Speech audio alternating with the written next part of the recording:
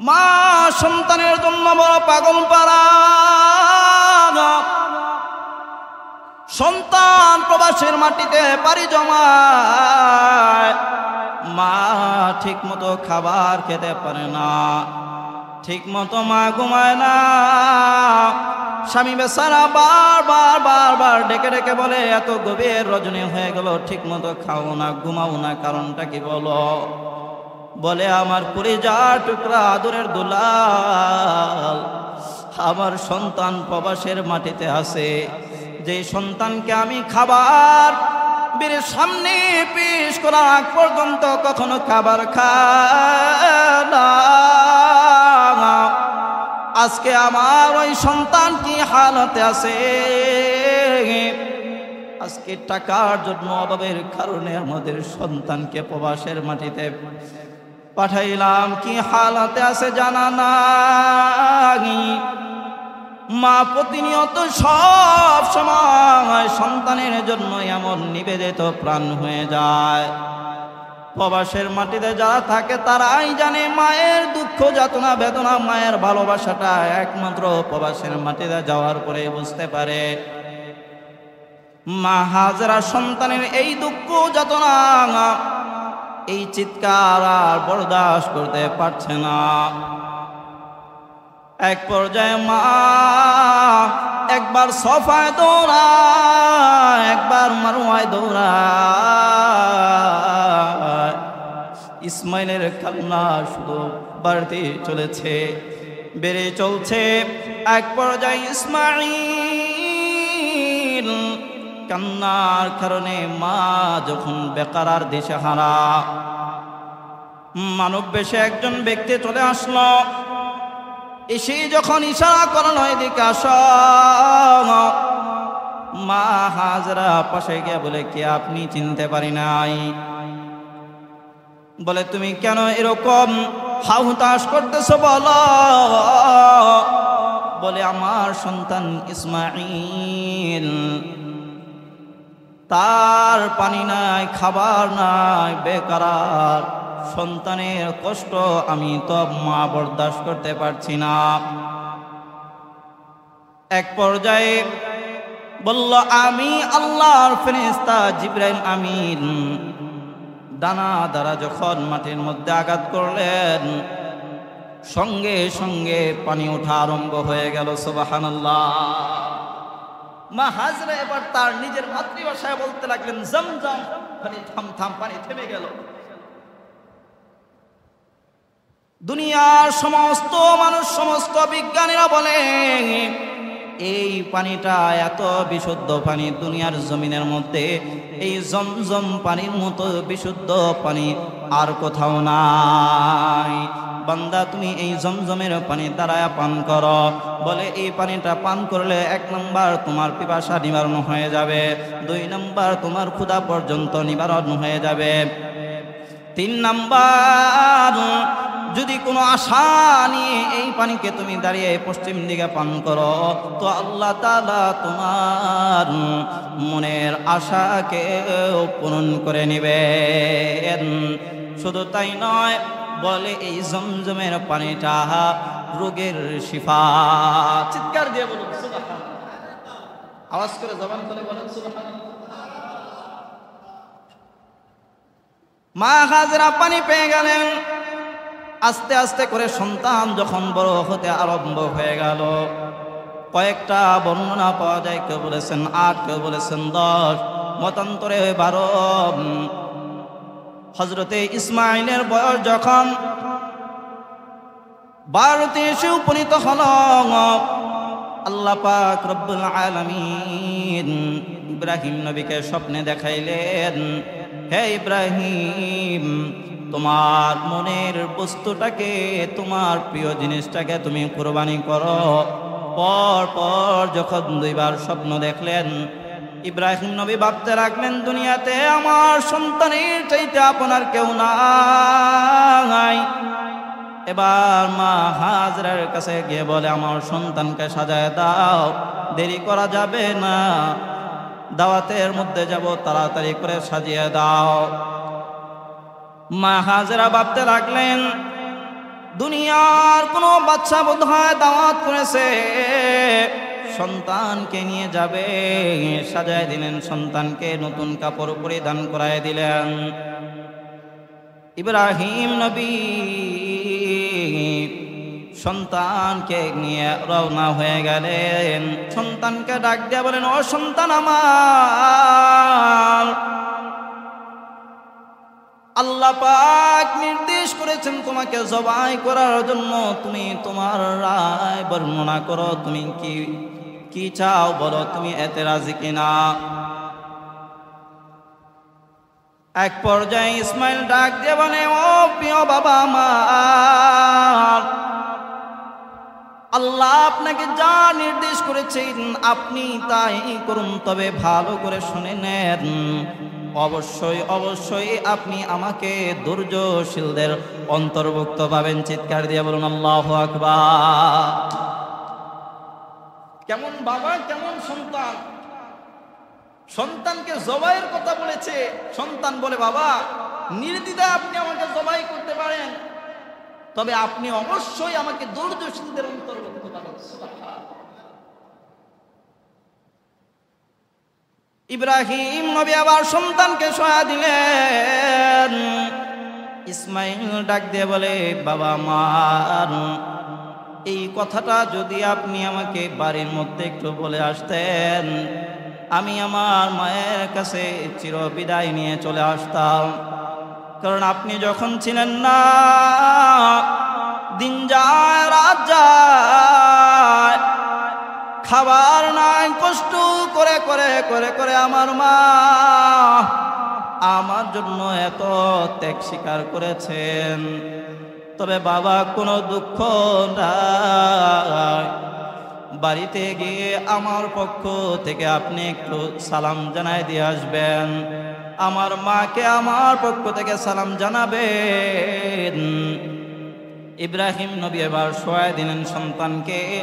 সন্তানকে শোয়ানোর পর এবার সন্তানের গলার মধ্যে ছুরি চালাতে আরম্ভ করল, কিন্তু না না না, সন্তানের একটা পশম পর্যন্ত কাটে না। আল্লাহ পাক রব্বুল আলামিন ছুরিকে জানায় দিলেন, আমার ইব্রাহিমের জন্য যেন একটা বিন্দু পরিমাণ পশম না কাটে। ওই দিক দিয়ে ইব্রাহিম নবী ছুরি চালাচ্ছে, কিন্তু না, সন্তানের পশম পর্যন্ত কাটে না। নিরুপায় হইয়া ছুরিটাকে পাথরের উপরে আঘাত করলেন, ছুরি মারলেন, পাথর দুই খণ্ড হয়ে গেল।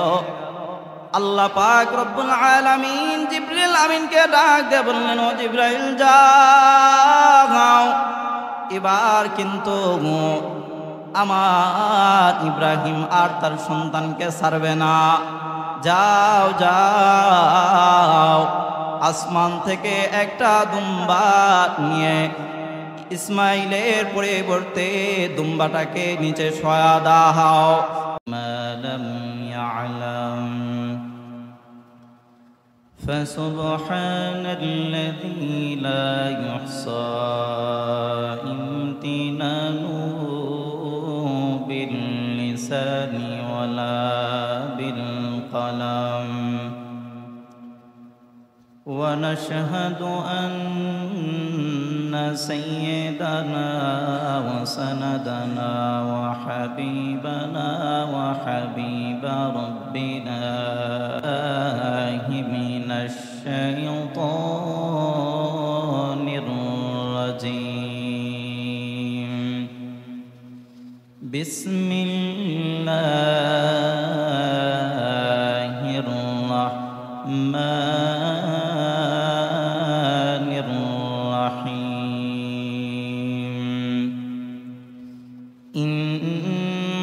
صلاتي ونسكي ومحياي ومماتي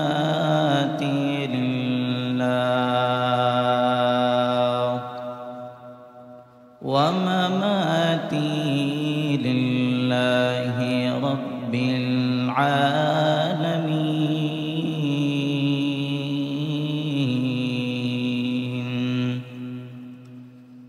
صدق الله وصدق رسوله النبي الأمي الكريم ونحن على ذلك لمن الشاهدين والشاكرين والذاكرين والحمد لله رب العالمين.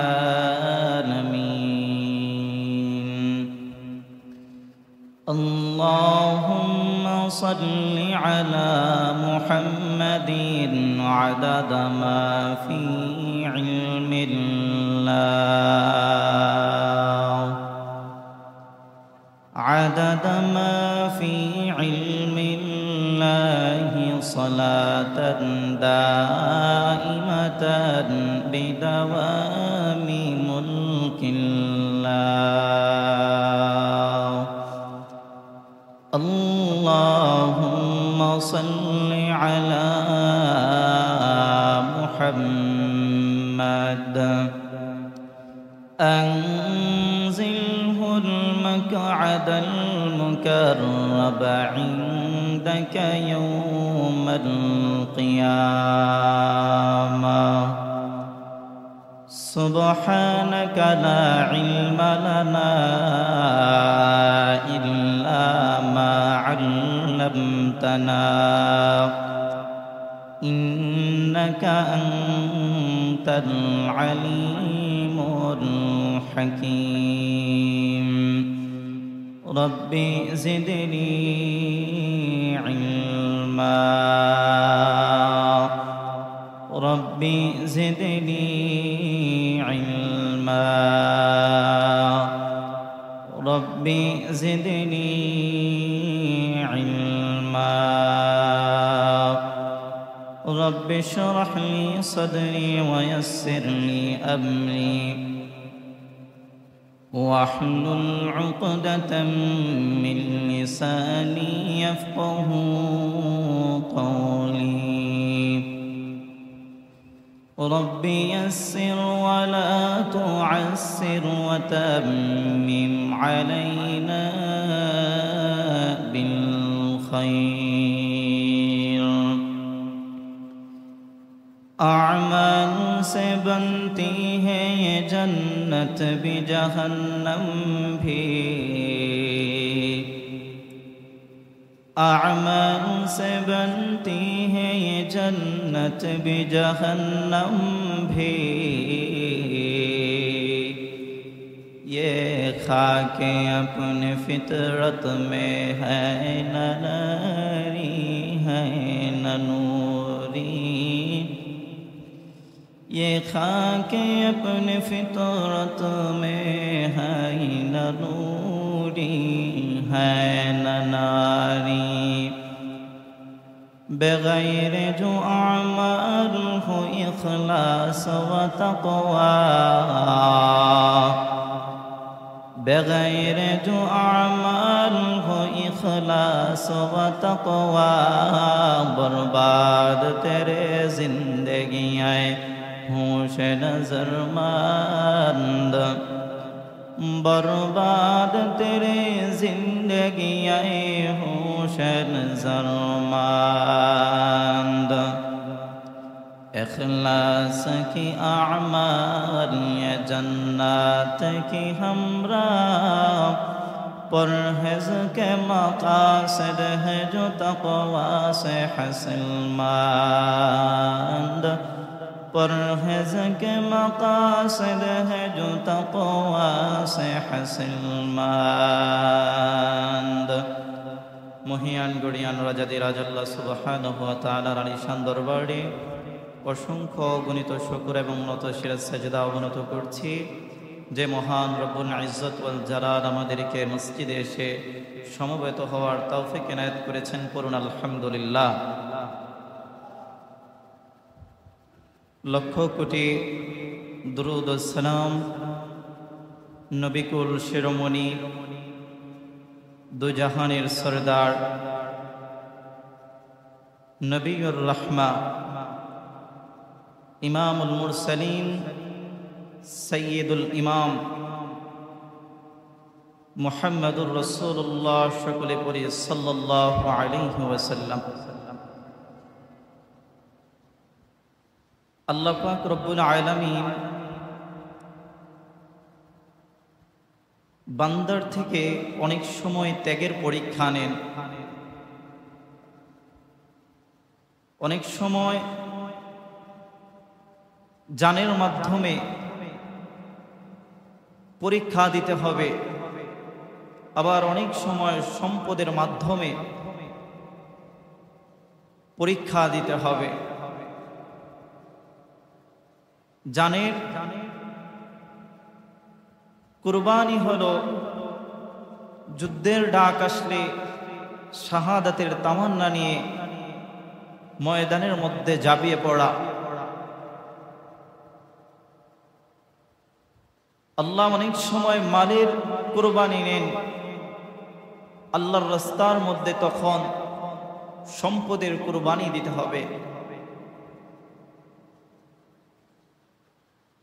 যেমন কুরবানি দিয়েছেন সাহাবায়ে কেরাম।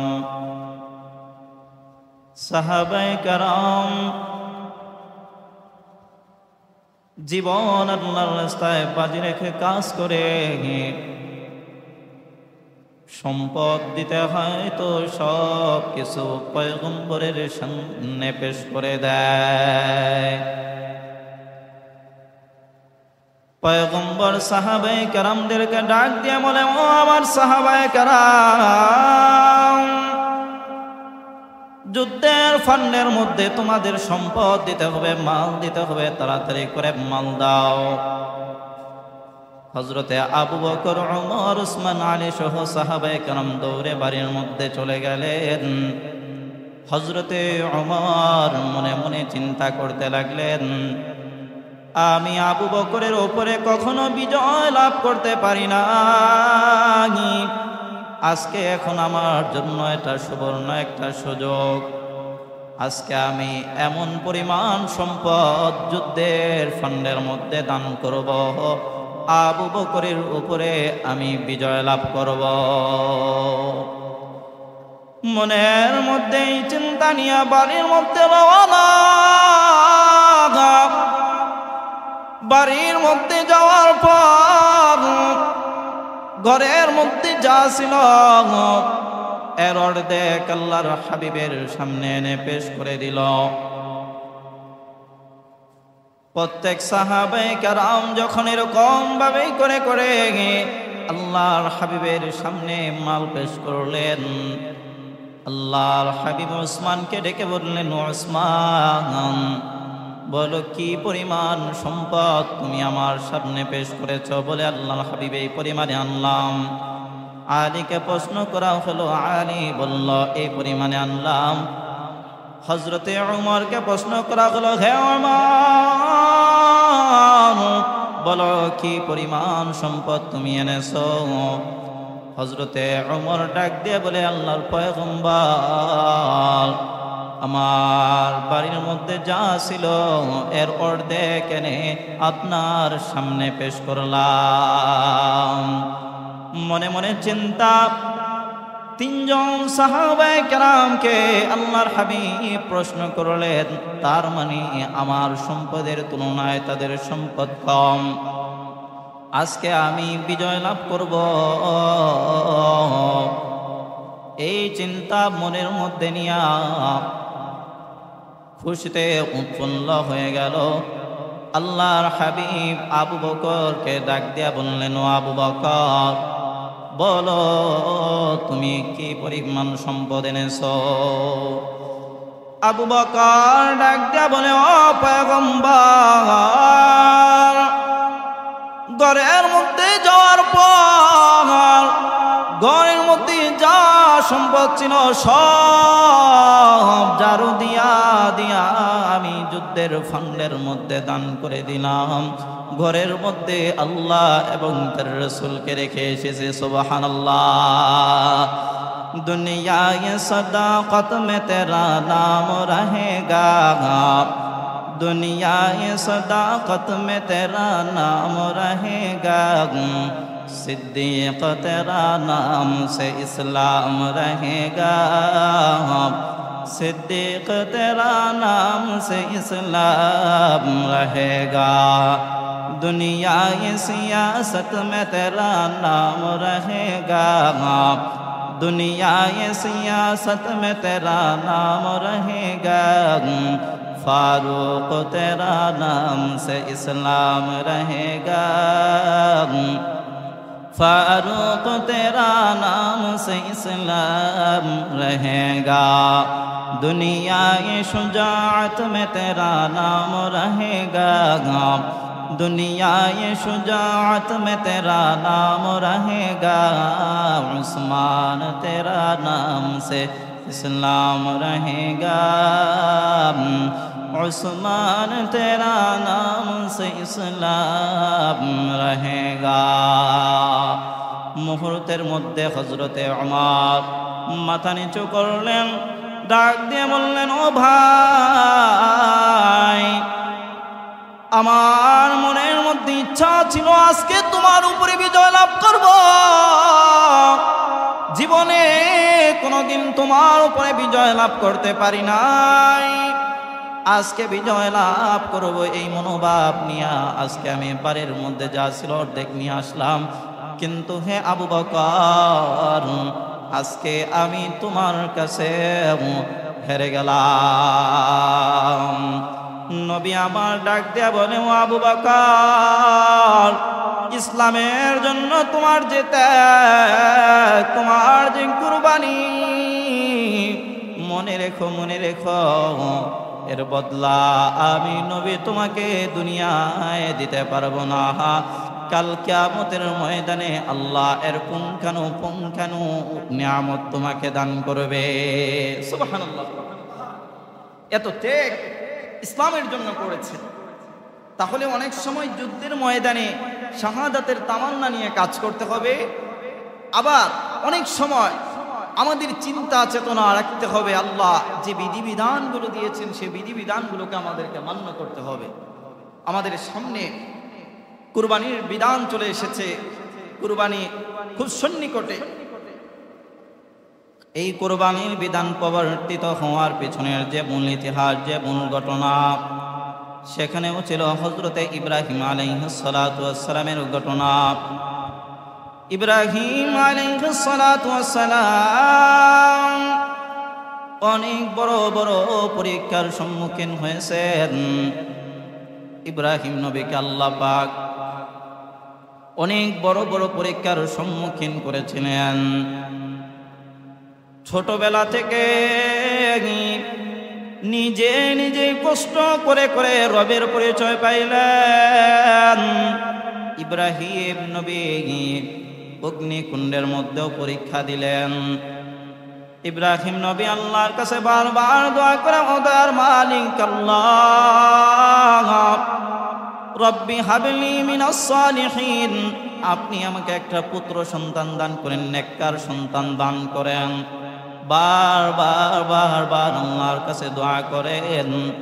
হযরতে ইব্রাহিম আলাইহিস সালাতু ওয়াস সালামের বয়স যখন 120 এবং তার স্ত্রীর বয়স যখন 99 পদার্পণ করলো, তো আল্লাহ পাক রব্বুল আলামিন ইব্রাহিমকে জানাই দিলেন, ইয়া ইব্রাহিম ফাবাশশারনাহু বিগুলামিন হালিম, হে ইব্রাহিম, আমি আল্লাহ তোমাকে নেককার হালিম একটা সন্তান দান করলাম। আল্লাহর পক্ষ থেকে নাম নির্ধারণ করা হলো ইসমাইল। ইব্রাহিম নবী যদি আল্লাহর কাছে দোয়া করে সন্তানের জন্য, আজকালকে নামদারি অনেক মুসলমানদেরকেও দেখা যায় বাবার কাছে গিয়ে সন্তান চায়, এমন কপাল পোড়া মুসলমান আছে কিনা? বাবা কি সন্তান দেওয়ার মালিক?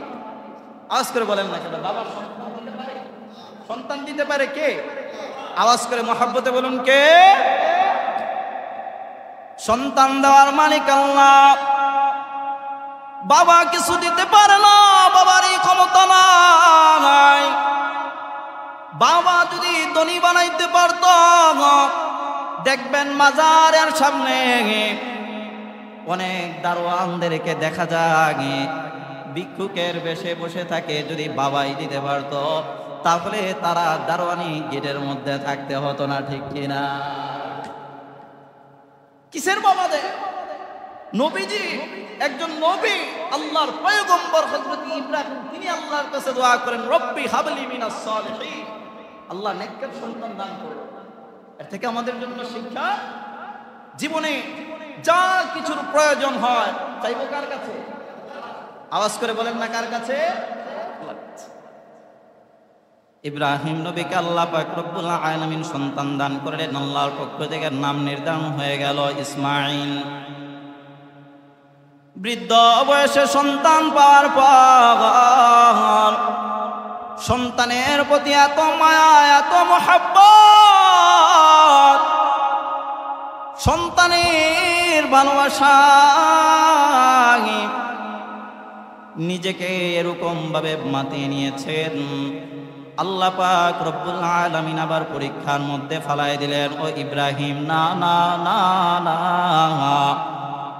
আমি আল্লাহ তোমাকে সন্তান দান করলাম, সন্তান পাইয়া তুমি কি আমি আল্লাহকে ভুলে যাও কিনা? পরীক্ষা দাও, পরীক্ষা দাও, প্র্যাকটিক্যালি পরীক্ষা দিতে হবে।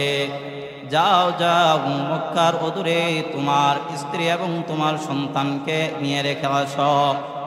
নূহ নবীর প্লাবনের কারণে মক্কা ধ্বংস, চতুর্পার্শ্বে মরুভূমি আর মরুভূমি। মা হাজরাকে নিয়া ইব্রাহিম নবী রওনা হয়ে গেলেন মক্কার বস্তির মধ্যে। এবার মা হাজরা এবং সন্তানকে রেখে আসেন। মা হাজরা ডাক দিয়া বলে, পানের স্বামী আমার, যে পরিমাণ খাবার আছে 2-3 দিন পর্যন্ত হয়তো যাবে, এরপরে তো আর খাবারও নাই, পানিও নাই, আমাদেরকে এখানে এর মধ্যে কেন রেখে যাচ্ছেন? ইব্রাহিম নবী কোনো কথা বলে না, সামনের দিকে যায়। মা হাজরা ডাক দিয়া বলে, স্বামী আমার, তবে এতটুকু কথা বলেন, আপনি কি আপনার নির্দেশে রেখে যাচ্ছেন নাকি মহান রবের নির্দেশে রেখে যাচ্ছেন?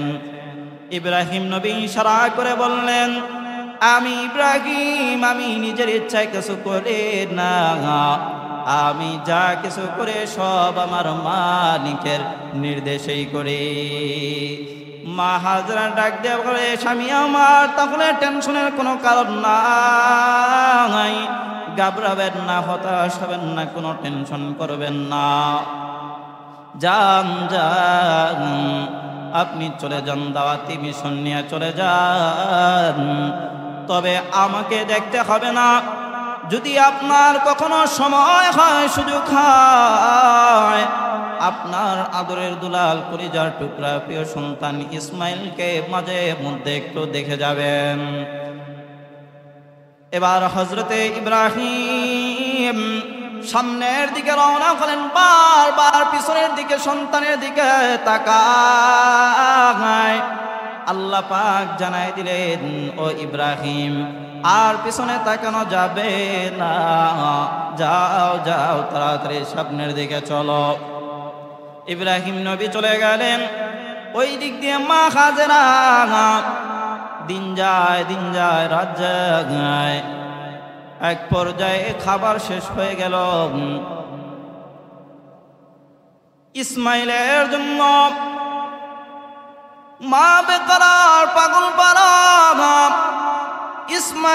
ইসমাইলের খাবার নাই, মায়ের বুকের দুধও শেষ হয়ে গেল। এক পর্যায়ে মা ইসমাইলের কান্নাকে সহ্য করতে না পারিয়া নিজের জিহ্বাটাকে সন্তানের জিহ্বার মধ্যে লাগাই দিলেন, মুখের মধ্যে লাগাই দিলেন। এক পর্যায়ে লালাও শুকায় গেল। ওই দিক দিয়ে ইসমাইলের কান্না, মা সন্তানের দুঃখ যাতনা বেদনা কখনো সহ্য করতে পারে না। মা তো সব সময় সন্তানের জন্য নিবেদিত প্রাণ, নিজে না খেয়ে সন্তানকে খাওয়ায়। বলে আমি কষ্টে থাকবো, কোনো দুঃখ নাই, কিন্তু আমার সন্তানের দুঃখ যাতনা কষ্টের কথা আমি কখনো সহ্য করতে পারবো না। তাকায় দেখেন মাদের দিকে, সন্তান যখন গর্ভের মধ্যে চলে আসে 10 মাস 11 মাস পর্যন্ত মা কষ্ট করে। মা সন্তানের জন্য কেমন কষ্ট, এমন ত্যাগ স্বীকার করতে হয়। সন্তান যখন গর্ভের মধ্যে চলে আসে মা ঠিক মতো খেতে পারে না, মা ঠিক মতো ঘুমাতে পারে না। সন্তান যখন নড়াচড়া করে তো মায়ের কলিজার মধ্যে আঘাত লেগে যায়। ঠিক মতো বসতে পারে না, দাঁড়াতে পারে না, ঘুমাতে পারে না। সন্তান যখন দুনিয়ার জমিনের মধ্যে আসে মা প্রসব বেদনা, এত কষ্ট, এত কষ্টটা মা হাসি মুখে আলিঙ্গন করে নেয়। ডক্টররা বলে, দুনিয়ার সমস্ত চিকিৎসা বিজ্ঞানীরা বলে মায়ের প্রসব বেদনাটা এত ভয়ঙ্কর, এত কষ্টকর, মৃত্যুর পরের কষ্টটাই হলো মায়ের প্রসব বেদনার এই কষ্ট। এত কষ্ট, এত ত্যাগ স্বীকার করে মা। মারা কেমন, মা সন্তানের জন্য বড় পাগল পারা। সন্তান প্রবাসের মাটিতে পাড়ি জমায়, মা ঠিক মতো খাবার খেতে পারে না, ঠিক মতো মা ঘুমায় না। স্বামী বেচারা বারবার ডেকে ডেকে বলে, এত গভীর রজনী হয়ে গেল, ঠিক মতো খাও না, ঘুমাও না, কারণটা কি বলো? বলে, আমার কলিজার টুকরা আদরের দুলাল, আমার সন্তান প্রবাসের মাটিতে আছে। যে সন্তানকে আমি খাবার বেড়ে সামনে পেশ করার আগ পর্যন্ত কখনো খাবার খায় না, আজকে আমার ওই সন্তান কি হালতে আছে। আজকে টাকার জন্য, অভাবের কারণে আমাদের সন্তানকে প্রবাসের মাটিতে পাঠাইলাম, কি হালতে আছে জানা নাই। মা প্রতিনিয়ত সব সময় সন্তানের জন্য এমন নিবেদিত প্রাণ হয়ে যায়। প্রবাসের মাটিতে যারা থাকে তারাই জানে মায়ের দুঃখ যাতনা বেদনা, মায়ের ভালোবাসাটা একমাত্র প্রবাসের মাটিতে যাওয়ার পরে বুঝতে পারে। মা হাজরা সন্তানের এই দুঃখ যাতনা, এই চিৎকার আর বরদাস্ত করতে পারছে না। এক পর্যায়ে মা একবার সফায় দৌড়ায়, একবার মারওয়ায় দৌড়ায়। ইসমাইলের কান্না শুধু বাড়তে চলেছে, বেড়ে চলছে। এক পর্যায়ে ইসমাইল কান্নার কারণে মা যখন বেকার আর দিশেহারা, মানব বেশে একজন ব্যক্তি চলে আসলো। এসে যখন ইশারা করলো এদিকে আসো, মা হাজরা পাশে গিয়ে বলে, কে আপনি? চিনতে পারি নাই। বলে, তুমি কেন এরকম হাহুতাশ করতেছো বলো? বলে, আমার সন্তান ইসমাইল, তার পানি নাই, খাবার নাই, বেকার। সন্তানের কষ্ট আমি তো মা বরদাস্ত করতে পারছি না। এক পর্যায়ে বলল, আমি আল্লাহর ফেরেশতা জিবরাইল আমিন দানা দ্বারা যখন মাটির মধ্যে আঘাত করলেন, সঙ্গে সঙ্গে পানি ওঠা আরম্ভ হয়ে গেল। সুবহানাল্লাহ। মা হাজরা এবার তার নিজের মাতৃভাষায় বলতে লাগলেন, জমজম, পানি থাম থাম, পানি থেমে গেল।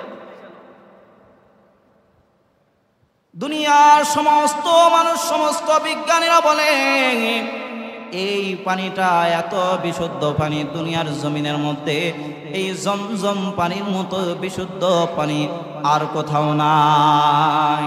বান্দা তুমি এই জমজমের পানি দ্বারা পান করো। বলে এই পানিটা পান করলে 1 নাম্বার তোমার পিপাসা নিবারণ হয়ে যাবে, 2 নাম্বার তোমার ক্ষুধা পর্যন্ত নিবারণ হয়ে যাবে, 3 নাম্বার যদি কোনো আশা নিয়ে এই পানিকে তুমি দাঁড়িয়ে পশ্চিম দিকে পান করো তো আল্লাহ তাআলা তোমার মনের আশাকে পূরণ করে নেবেন। শুধু তাই নয়, বলে এই জমজমের পানিটা রোগের শিফা। চিৎকার দিয়ে বলুন সুবহানাল্লাহ, আওয়াজ করে জবান খুলে বলুন সুবহানাল্লাহ। মা হাজরা পানি পেয়ে গেলেন। আস্তে আস্তে করে সন্তান যখন বড় হতে আরম্ভ হয়ে গেল, কয়েকটা বর্ণনা পাওয়া যায়, কেউ বলেছেন 8, কেউ বলেছেন 10, মতান্তরে 12। হযরতে ইসমাঈলের বয়স যখন 12তে এসে উপনীত হল, আল্লাহ পাক রব্বুল আলামিন ইব্রাহিম নবীকে স্বপ্নে দেখাইলেন, হে ইব্রাহিম, তোমার মনের বস্তুটাকে, তোমার প্রিয় জিনিসটাকে তুমি কুরবানি করো। পর পর যখন 2 বার স্বপ্ন দেখলেন, ইব্রাহিম নবী ভাবতে লাগলেন, দুনিয়াতে আমার সন্তানের চাইতে আপনার কেউ নাই। এবার মা হাজরার কাছে গিয়ে বলে, আমার সন্তানকে সাজায় দাও, দেরি করা যাবে না, দাওয়াতের মধ্যে যাব, তাড়াতাড়ি করে সাজিয়ে দাও। মা হাজরা ভাবতে লাগলেন, দুনিয়ার কোনো বাচ্চা বোধহয় দাওয়াত করেছে, সন্তানকে নিয়ে যাবে। সাজায় দিলেন, সন্তানকে নতুন কাপড় পরিধান করায় দিলেন। ইব্রাহিম নবী সন্তানকে নিয়ে রওনা হয়ে গেলেন। সন্তানকে ডাক দিয়ে বলেন, ও সন্তান আমার, আল্লাহ পাক নির্দেশ করেছেন তোমাকে জবাই করার জন্য, তুমি তোমার রায় বর্ণনা করো, তুমি কি চাও বলো, তুমি এতে রাজি কিনা। এক পর্যায়ে ইসমাইল ডাক দিয়ে বলে, ও প্রিয় বাবা আমার, আল্লাহ আপনাকে যা নির্দেশ করেছেন আপনি তাই করুন, তবে ভালো করে শুনে নেন, অবশ্যই অবশ্যই আপনি আমাকে ধৈর্যশীলদের অন্তর্ভুক্ত পাবেন। চিৎকার দিয়ে বলুন আল্লাহু আকবার। কেমন বাবা, কেমন সন্তান! সন্তানকে জবাইয়ের কথা বলেছে, সন্তান বলে, বাবা নির্দ্বিধায় আপনি আমাকে জবাই করতে পারেন, তবে আপনি অবশ্যই আমাকে ধৈর্যশীলদের অন্তর্ভুক্ত পাবেন। ইব্রাহিম নবী আবার সন্তানকে সহায় দিলেন। ইসমাইল ডাক দিয়ে বলে, বাবা আমার, এই কথাটা যদি আপনি আমাকে বাড়ির মধ্যে একটু বলে আসতেন, আমি আমার মায়ের কাছে চিরবিদায় নিয়ে চলে আসতাম। কারণ আপনি যখন ছিলেন না, দিন যায় রাত যায়, খাবার নাই, কষ্ট করে করে করে করে আমার মা আমার জন্য এত ত্যাগ স্বীকার করেছেন। তবে বাবা কোনো দুঃখ নাই, বাড়িতে গিয়ে আমার পক্ষ থেকে আপনি একটু সালাম জানাই দিয়ে আসবেন, আমার মাকে আমার পক্ষ থেকে সালাম জানাবেন। ইব্রাহিম নবী এবার শোয়াই দিলেন সন্তানকে। সন্তানকে শোয়ানোর পর এবার সন্তানের গলার মধ্যে ছুরি চালাতে আরম্ভ করল, কিন্তু না না না, সন্তানের একটা পশম পর্যন্ত কাটে না। আল্লাহ পাক রব্বুল আলামিন ছুরিকে জানায় দিলেন, আমার ইব্রাহিমের জন্য যেন একটা বিন্দু পরিমাণ পশম না কাটে।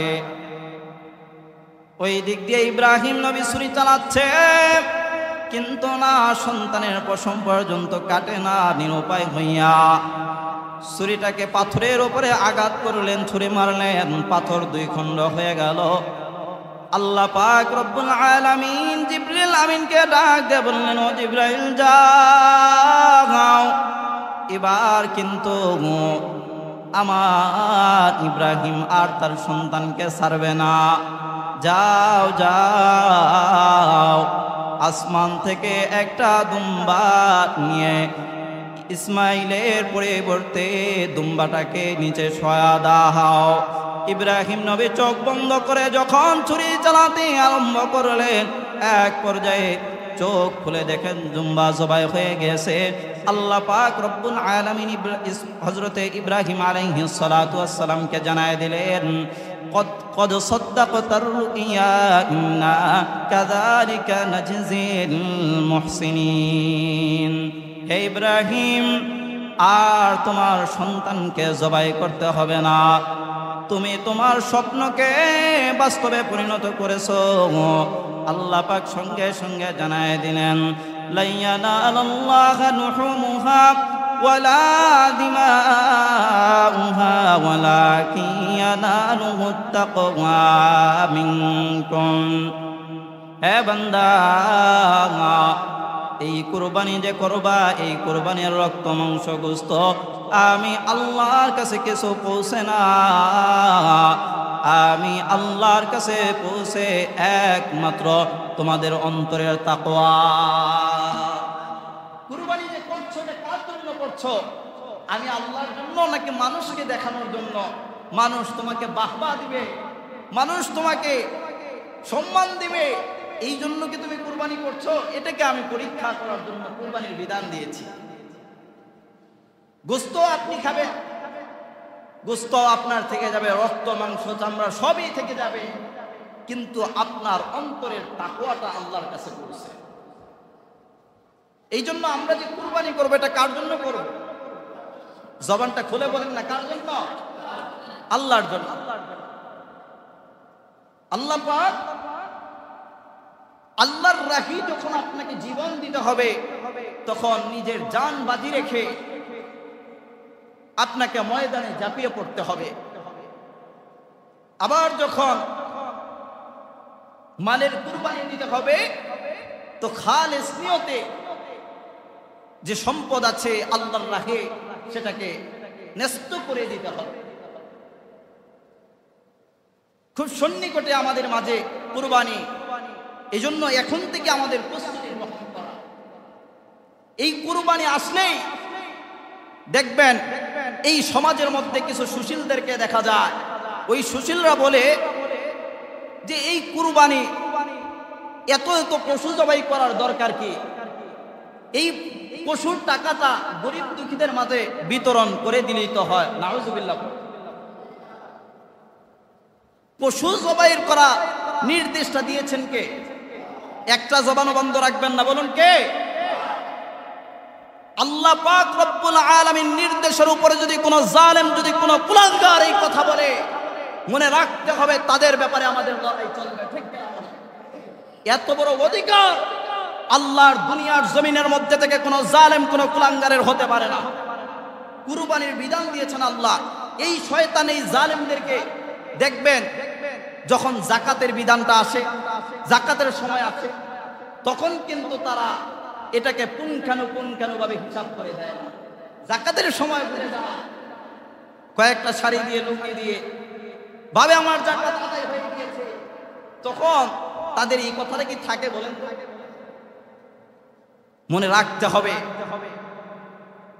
ইসলামের সমস্ত বিধিবিধানগুলোকে মেনে চলার নামই হলো একজন প্রকৃত ইমানদার, প্রকৃত মুমিন। আল্লাহর রাহে, আল্লাহর জন্য আমরা সব কিছুকে বিলীন করে দিতে পারি। আমার জীবনটা দিয়েছেন কে? জোরে আওয়াজ করে বলেন না, আল্লাহর নাম নিতে এত কার্পণ্য কেন? আমার এই জবান দিয়েছেন কে? আমার জীবন দিয়েছেন কে? আমার সম্পদ দিয়েছেন কে? আল্লাহ তাআলা আমাকে সম্পদ দান করেছেন। আল্লাহর রাস্তায় সম্পদ ব্যয় করতে আমার কার্পণ্য থাকবে কেন? এই সম্পদের মালিক তো আমি নই। আল্লাহ আমাকে সম্পদ দান করেছেন, সম্পদটা আমাকে আমানত দান করেছেন, আমানত দিয়েছেন। কাল কিয়ামতের ময়দানে পুঙ্খানুপুঙ্খানুভাবে এর হিসাব আল্লাহর কাছে আমাদেরকে দিতে হবে। সম্মানিত হাজিরিন, এই সমাজ কোথায় যাচ্ছে? কোথায় আমরা গিয়ে উপনীত হচ্ছি? দিন যত যাচ্ছে ততই অন্যায়, অবিচার, জুলুম, অত্যাচার কমছে নাকি বাড়ছে? আরে আওয়াজ করে বলেন না, কমছে নাকি বাড়ছে? এই যে অন্যায়, অবিচার কেন হচ্ছে, একটা বারো কি আমরা চিন্তা করেছি? আজ সমাজের মধ্যে দিন নাই, ইসলাম নাই, এই যে এত অন্যায়, অবিচার হচ্ছে, আমরা কেমন মুসলমান? অনেক সময় আমাদের সামনে কেউ অপরাধ করেছে, অন্যায় করেছে, ইসলাম বিরোধী কাজ করেছে, তো আমরা এর প্রতিবাদটুকু করতে পারি না। মুসলমান নাই, নিজেকে মুসলমান দাবি করেন,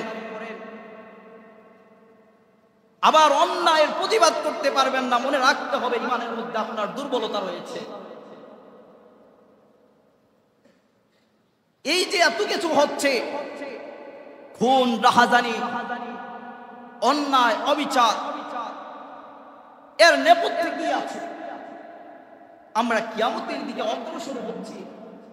কিয়ামত যেন এখন আমাদেরকে হাতছানি দিয়ে রাখছে। সাম্প্রতিক বাংলাদেশের দিকে আপনি তাকায় দেখেন, এই যে মিছিল, মিটিং দিন দিন বাড়ছে নাকি কমছে?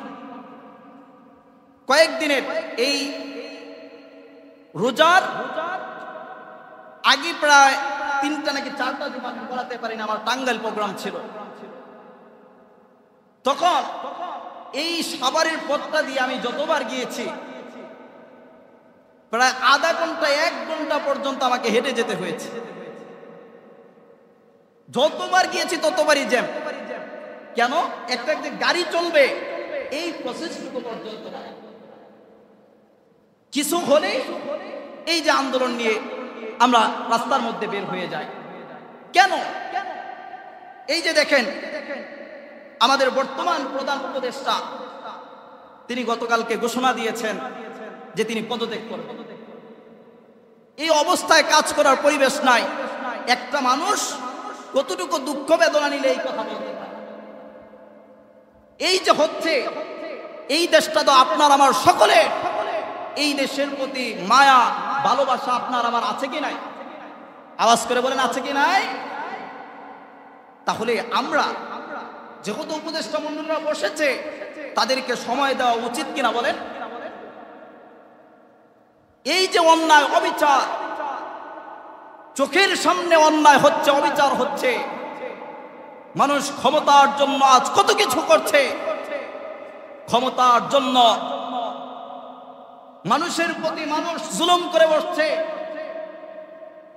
এই ক্ষমতা দেওয়ার মালিককে বলুন তো, জবান খুলে বলুন, ক্ষমতা দেওয়ার মালিককে, ক্ষমতা ছিনিয়ে নেওয়ার মালিককে?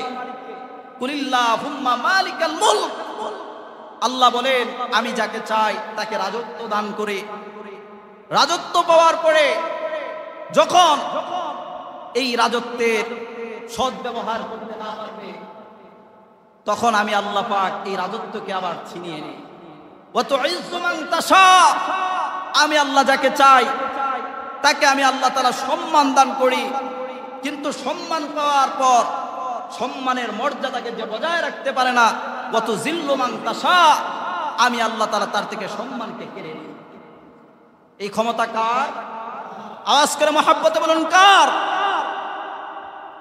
বড় বড় জালেমদেরকে আল্লাহ পাক রব্বুল আলামিন ধ্বংস করে দিয়েছেন। মানুষের প্রতি আপনি জুলুম করবেন, মানুষের প্রতি অন্যায়, অবিচার করবেন, সবকিছু ক্ষমা পাইলে জুলুম কোনোদিন ক্ষমা হবে না। ঠিক কিনা বলে? এই যে দেখেন আজ বাংলাদেশের মধ্যে 2013 সালে ওলামায়ে কেরামদের উপরে জুলুম, নির্যাতনের স্টিম রোলার চালানো হয়েছিল শাপলা চত্বরের মধ্যে। ঠিক কিনা বলে? এই দেশের মধ্যে ওলামায়ে কেরামদের বিন্দু পরিমাণ দাম তাদের কাছে নাই। ওলামায়ে কেরামদেরকে ব্যবহার করে একমাত্র টিস্যুর মতো। একটা টিস্যুকে যখন ইউজ করা হয়, একটু পরে এটাকে তাকে ফেলে দেওয়া হয়, কারণ এটার প্রয়োজন নাই, টিস্যুটা ব্যবহার করা হয়েছে। ওলামায়ে কেরাম আন্দোলনের আগেও ছিল, পরেও ছিল, এখনো আছে, আগামীতেও থাকবে। কিন্তু এই উলামায়ে কেরামদের উপরে জুলুম নির্যাতন চালানো হয়েছে। বলুন তো শাপলার গণহত্যার সেই বিচার কি হয়েছে? মুসলমানকে কিভাবে আঘাত করতে পারে মনে রাখতে হবে। যারা এই কাজ করেছে, আর যা কিছুই হোক, আমরা তাদেরকে মুসলমান বলতে পারি না। নিঃসন্দেহে তারা গাদ্দার ছাড়া আর কিছুই হতে পারে না। ঠিক কিনা বলেন? শাপলার বিচার কি হবে? আমার মন বলে না, তারা করবে না এই বিচার। এতদিন হয়ে গেল, আজও পর্যন্ত সে বিচার হয় নাই। বুঝাতে চেয়েছি কি, ভালো করে বুঝবেন, উলামায়ে কেরামদেরকে তারা ইউজ করে, ব্যবহার করে। যে উলামায়ে কেরাম আপনাদের শ্রেতাজ, মাথার মুকুট, সে উলামায়ে কেরামদের সম্মানটুকু আজ সমাজের মধ্যে নাই। কারণ কি? আজ আমরা কিয়ামতের দিকে অগ্রসর হচ্ছি। আল্লাহ পাক সমস্ত অন্যায়, অবিচার, জুলুম থেকে আমাদের প্রত্যেককে হেফাজত করুক। সকলে বলি আমিন। এজন্য কুরবানি এসেছে, আমরা কার জন্য করব? আওয়াজ করে বলুন, কার জন্য? এখন থেকে প্রস্তুতি গ্রহণ করবেন ইনশাআল্লাহ। আগামী সপ্তাহে আমরা ধারাবাহিক সমস্ত মাসালা মাসাইল নিয়ে আলোচনা করব। যাদের মাসালা জানার প্রয়োজন, আপনারা আমার কাছে লিখে অথবা মৌখিকভাবে জমা দিয়ে দেবেন ইনশাআল্লাহ।